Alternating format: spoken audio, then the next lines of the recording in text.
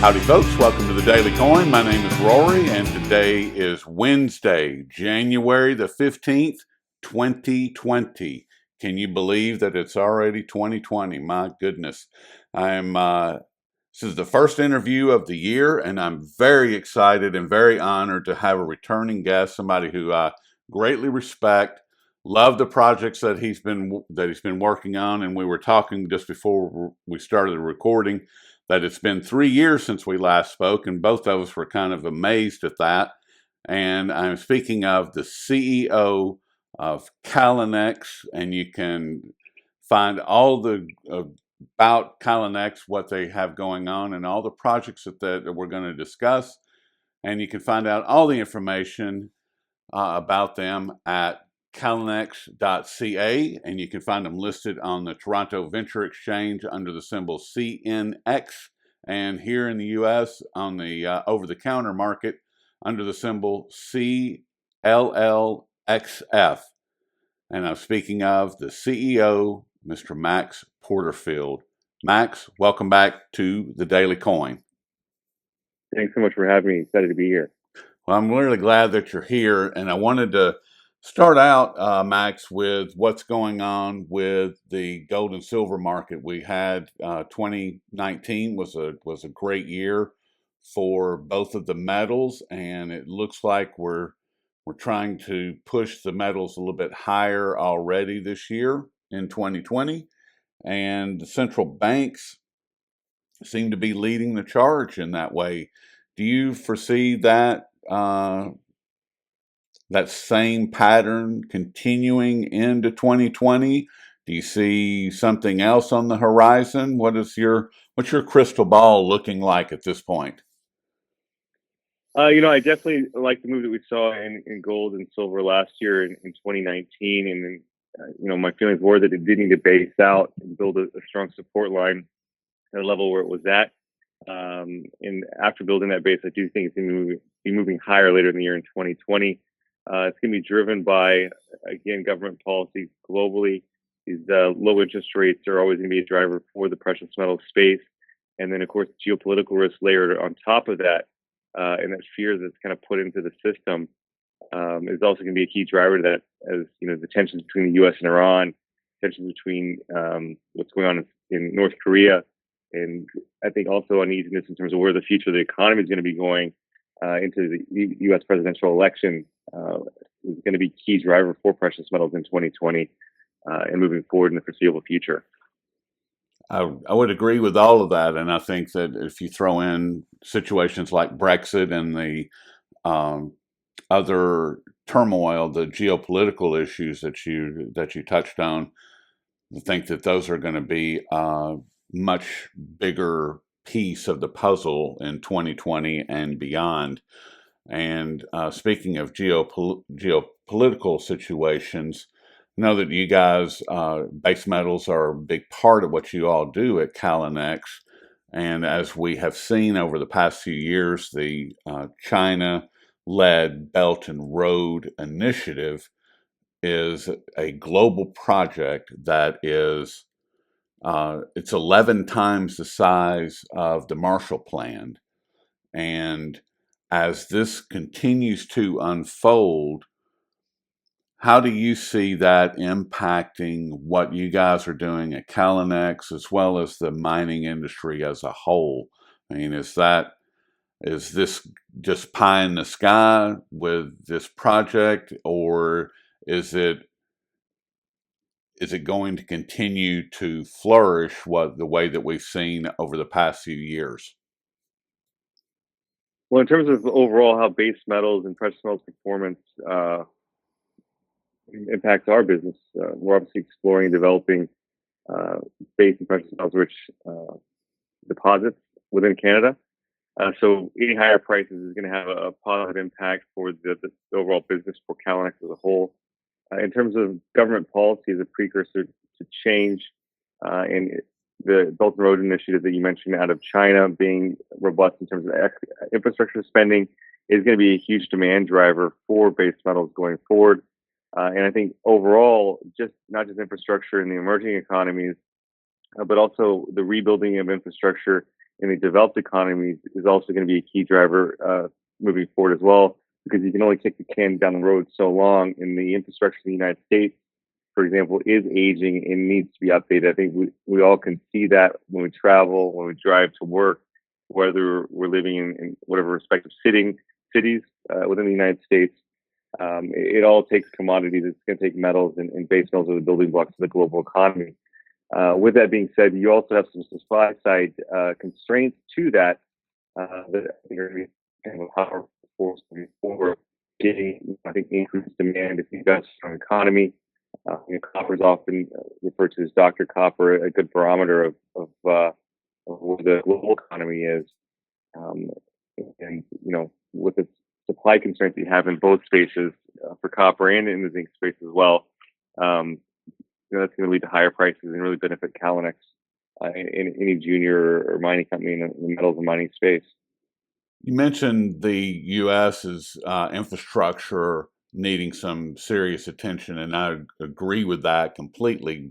I'm in Tennessee, and when I drive around and look around and see what we have going on here in the airport, and I just think that not only are we going to see the Belton Road have a huge impact, but I think that as you pointed out, these government policies are going to have to change. We're going to have to start looking at fixing what we have going on, and I think that that's going to be a massive driver of what you all have going on at Callinex.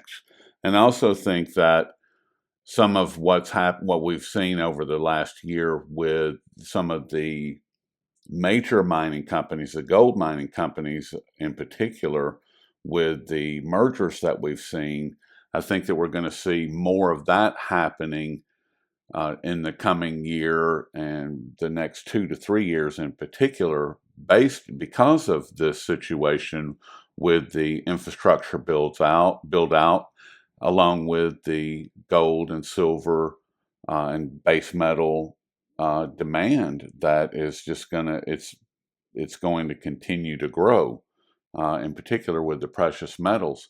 And do you see the mergers and acquisitions? Do you see that continuing? Do you see it just being a couple of one-offs here and there that we saw back in 2019, the early part of 2019, or do you see more of that coming online?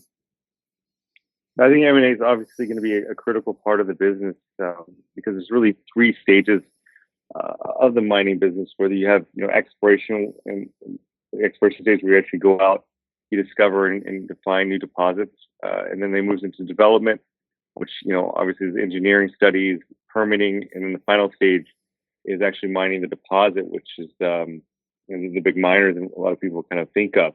But with that being said, a lot of these big mining companies have cut back their exploration budgets that they've had. Historically, you had the big miners being kind of a key player in the exploration side of the business, incentivizing and working with a lot of the juniors out there, for example, and actually spending their own dollars on exploring different respective areas. With those have been cut back to a large extent, and the only way for them to kind of replenish their depleted reserves, their operating mines, because mines don't last forever. They only go on for so long. It only leaves them one option. It's either they're going to have to find them themselves, or they're going to have to acquire it to feed into their longer term production pipeline as being a miner. So that's going to entail M&A. M&A is going to be key, and it's going to be obviously a big opportunity for investors.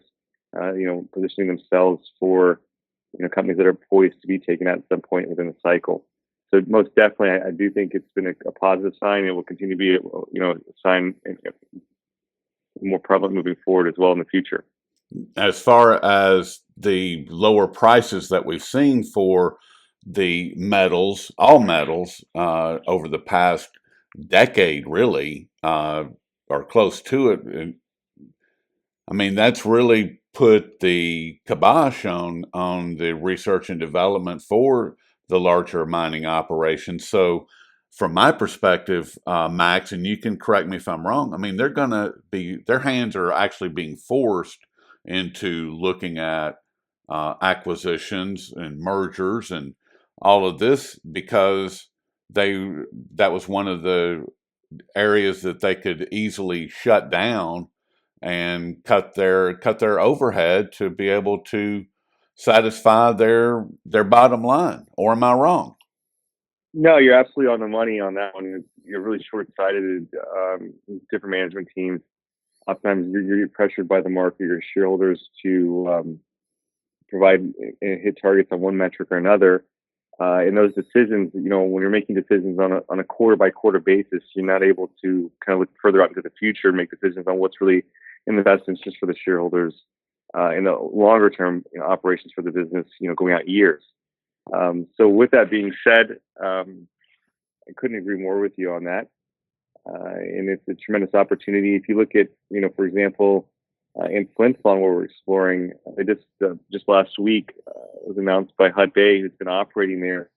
They've been producing for over 95 years of continuous production in the Flin Flon camp in northern Manitoba. That's 32 mines across the Flin Flon, Greenstone, Belton counting. And this is they've announced that the 777 mine that's been operating there since 2004 is going to be shut down in April 2022. So that's going to be shutting down as a large amount of infrastructure. I mean, obviously, there's a community out there. And they've also in tandem announced that they were cutting back all exploration within the Flin Flon camp. And for a company like Callinex, who we feel there's a lot of mines to be found in the Flin Flon area, and we're actively exploring the Flin Flon jurisdiction. That puts us in a really unique opportunity and position, and align our shareholders' interests with also doing something good for the community out there, making discovery when it definitely need. And that's how you make yourself an immediate takeout target. Is in a situation like that, and again, you see this not just in Flin Flon, you see it everywhere out there, where you've had a lack of exploration within these jurisdictions for one reason or another, and you've got infrastructure that's quite expensive to put in place. It's been there. You've got the people, you have access, all those type of things, and you just need to find additional mineralization. So it's a huge opportunity, and one we're actively trying to pursue and execute on right now. Yeah, and you guys were with the team that you've assembled, Max, which I was going over earlier today, and it's quite impressive. I mean, and you guys have the team that you've assembled has 200 plus years of cumulative experience. I mean, that's impressive in my opinion. And I know you guys have several projects going on in Canada, and I know that you've got base metal, as we've talked about, and you've got some precious metals, and you were saying that you guys have found quite a bit of gold on one of the projects at near surface. Why don't you give us an update on what some of the specifics of what you guys have going on? Yeah, so you mentioned our team. I mean, our team has collectively been associated with the discovery and credited with the discovery of 3 of the 4 largest mines in the Flin Flon district history.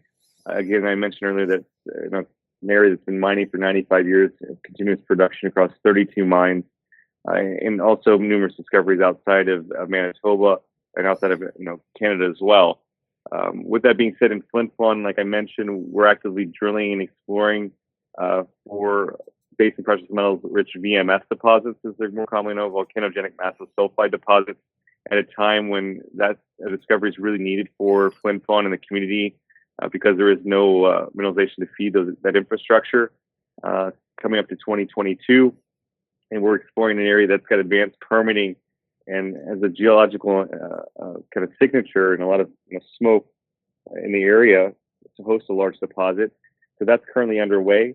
And then in New Brunswick, we've got in the Bathurst district, again, another mining district, at one point had the world's largest underground zinc mine that shut down in 2014, which kind of contributed to the supply side deficit that we had in zinc and kind of currently tightness in the zinc market overall. And that's where we have our Nash Creek and Superjack projects, where Nash Creek, for example, is a sizable zinc, lead, silver deposit that we put a PEA out again early, maiden PEA out in 2018, right around when the Chinese U.S. trade dispute started going on. We're currently out there drilling to show how we can grow that deposit and the size and scale of a potential operation in Nash Creek with the current drilling campaign at Nash Creek and Superjack, and again in the Bathurst camp, where we got a tremendous amount of infrastructure. You've got a power station, a provincial highway right off the property, rail line 25 kilometers away that goes to smelting operations, as well as a deep water port that gives us access to international smelting operations to ship concentrate to and sometime in the future. And then moving over in the Buckets camp of Newfoundland, that's where we have a historic zinc, gold, copper deposit with a little bit of silver as well in our Point Leamington property. That's a historic resource right now. We're looking to update that resource and also looking at drill testing a number of targets we're generating that are in that area that look, high quality and got big potential to add and grow and find additional deposits out there. So it's going to be an action-packed year in 2022. Really, again, a focus on discovering and developing base and precious metals deposits within close proximity infrastructure. In Canada, we're a tier 1 jurisdiction. You've got rule of law and a rich history of mining, as well as the human capital in place to move things forward rather quickly. That all sounds and just incredible. I mean, I don't even see how you have time to spend with me this afternoon with as many irons in the fires you've got going on. I mean, quite literally irons in the fire. And the deep water port, that's not something that I normally hear about when I'm conducting these types of interviews, and that's an interesting component because that, like you said, that opens up the international market, which is that's a whole nother level right there for you guys, because you could ship out, like you said, the concentrate and allow India or China or whoever to actually smelt the ore and take it from there. That's an interesting aspect. Yeah, if you look at a lot of the properties, a lot of projects that a lot of the juniors are moving forward, everything has hurdles here on it, so to speak, in one way or another. And the biggest hurdle is oftentimes the upfront capital cost to taking one of these deposits in production can be in the billions of dollars. Yep. And the reason it's in the billions of dollars is because of how remote they are, and the fact that you've got to get roads, power, water, and the people out there, and then build the infrastructure to take something in production is very, very capital intensive. So our business model has been focused on exploring in areas that already have had that capital invested and that infrastructure put in place, so that compresses your upfront capital costs to making something economic. And then furthermore, having access and not being so remote, where you can ship it off to obviously further on down the chain there in terms of the smelting operations to turn your concentrate into refined metal, is also a big bonus for projects like Nash Creek and Superjack being so close to that type of infrastructure over in New Brunswick. And then you've got the same kind of thing going on in Flin Flon as well, being in such close proximity to a rail line to take that concentrate out. And there's actually a zinc plant in the town of Flin Flon there that is underfed at right now, and is obviously going to have no supply in 2022 when 777 shuts down. And the same thing in the Buckins camp. You're very close to a port being in Newfoundland, and then you can ship out to Europe and near source smelting operations, for example, on the base metal side. That's incredible, and I'm really glad that you went into some of the detail about having access to the infrastructure, because that is a big deal, and the fact that you guys use that as one of your guideposts, that's why you're as successful as you are right now and moving forward. And you, Mr. Porterfield, have earned my respect even more because I don't think we discussed this the last time that we spoke. And you, like someone who I hold in very high regard, which is Keith Newmeyer over at First Majestic, you like to invest in your projects, and I greatly appreciate that about you. And is it you, or is it just you? Are you flying solo in that regard? Or is it some of your team, a lot of your team invested in the project themselves?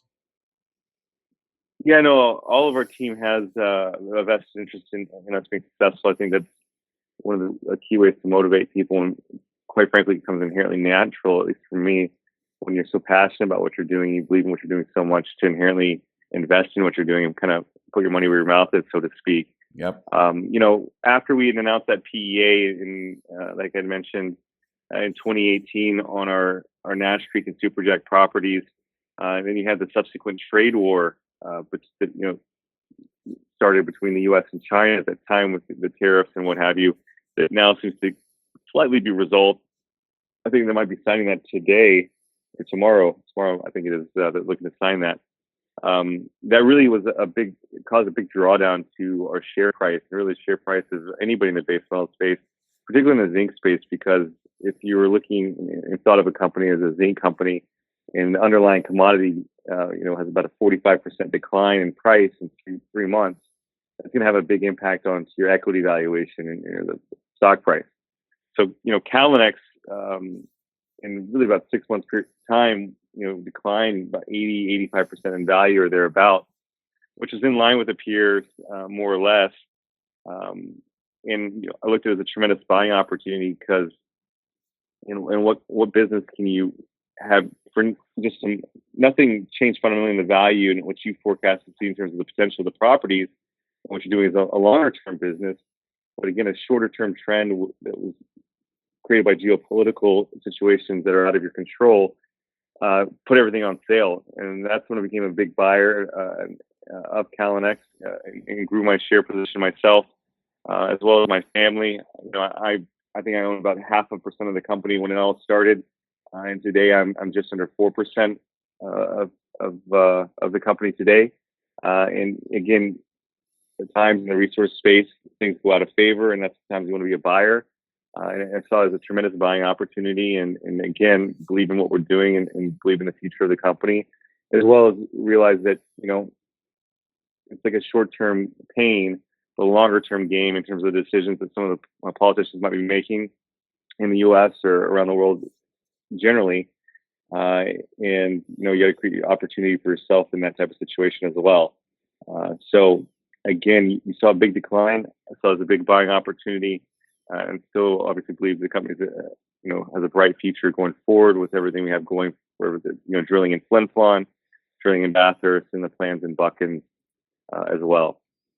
Yeah, from everything that I've read over the past couple of days, you guys seem to be poised and ready for some big moves. And as you were saying, as these geopolitical issues in particular between the U.S. and China with the the trade war, as that kind of hems and haws and ebbs and flows, I think that you guys are going to be in a great position, because at the end of the day, it doesn't matter.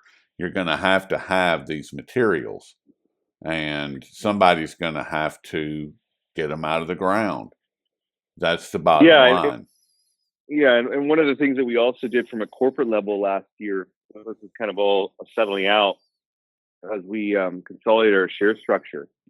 So that was, I think, a wise decision to do that. As could have been viewed as an unpopular decision at the time, but we did do a consolidation of our share structure. So today there's 10.6 million shares out, and a big position of that is very tightly held, whether it be between myself and my family, owning roughly just under probably 15% of the company. Resource Capital Fund's a big private equity fund, again owning just under 10% of the company, and some family offices also collectively owning around 8% of the company. There's only roughly 6 to 6.5 million shares that are readily being available in the market. And when you compare that to a lot of other capital structures of a lot of other issuers out there, it's very, very tight. And in a rising tide, all ships will rise. Yep. But I think that Callinex will outperform. and any kind of success we have from an exploration standpoint will also be a key driver of share price performance moving forward. So I think we're all put in place to have a very successful 2020 and beyond, and we're obviously very eager to get exploring in the camps that we have our projects within. Yes, and I think that there's good things on the horizon for you guys. I mean, you have all of the investment, both uh, monetarily and with your sweat equity that you're putting in. You also, the company's sitting on about two and a half plus million Canadian dollars in the bank. I mean, so you guys are well capitalized at this point, and you've got these projects that are coming on board. We have things on the horizon geopolitically that are favorable, and you're right where you should be. I mean, that's Yeah, what it looks absolutely. like anyway. Yeah, I believe so, and I think that when you align what your goals are, your personal goals, your professional goals, and then within that, the goals of your company and Yep. what you're working to do and striving to do every day, with ultimately what's in the best interest for different groups. Whether you're trying to sell a phone, you want to make a lot of people happy, or you're a sports star, you're trying to entertain a bunch of people. In our case, we're looking to make discoveries in communities that desperately do need those discoveries because their livelihood depends on that. That's a recipe for success. Yep. And obviously, we're all very passionate about making discoveries and driving success for both our shareholders and the communities with which we're exploring in. Yeah. Particularly in Flin Flon and Bathurst. I mean, you look at Flin Flon and the devastating news that was out this week on HudBay's decision and really how they're approaching the camp. We're approaching and thinking differently. And I think a good model for success is thinking differently and trying new things. If you look in the Bathurst area in Lorne and in Belton, where the Nash Creek property is, they have over a 20% unemployment rate as it stands today. There was a lead smelter that was about 25 kilometers road by that deep water port. And Glencore, just about a month and a half ago or so, announced that they were going to be shuttering that. And that, again, accounted for over 80% of the jobs in Beldoon. So it's devastating for the community. Wow. And, we're really focused on, what's going to drive our success, but also benefit the communities with which we're exploring in. And again, those are critical opportunities and scenarios for both the communities of Flin Flon as well as Lorne and Beldoon in New Brunswick, and a tremendous opportunity for our shareholder base. See, and that's one of what you just described, Max, is an absolute recipe for success, because not only are you looking at making the company and the projects that you're working on successful, but you're looking at the bigger picture, and you're looking at it through the eyes of other people and seeing their situation and how can I benefit, what can I do to help them. And that's a key element to success, and that aspect alone, I think, will carry your company forward and make you guys successful beyond anything you could possibly even have imagined. And I believe that in my heart. And I think that just seeing those different aspects are they're huge. They're a very big deal, and I'm very honored to have this conversation with you because of what you just said. It means a lot to me to know that there are people that are looking out for other people, and like I said, that's going to be a big driver of the success of your company, in my opinion. So, and you can find out. I really appreciate all your time today, Mr. Porterfield. This has been great.